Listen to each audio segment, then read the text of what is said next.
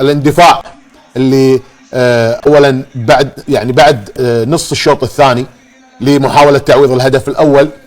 اما الهدف الثالث جاء بسبب ايضا تغييرات كوزمان. اعتقد بان طارق السكتيوي تفوق بشكل واضح جدا، كرة جميلة وتهيئة ولا اروع من حمد الله، وانهاء جميل جدا لهذا الهدف من المهداوي.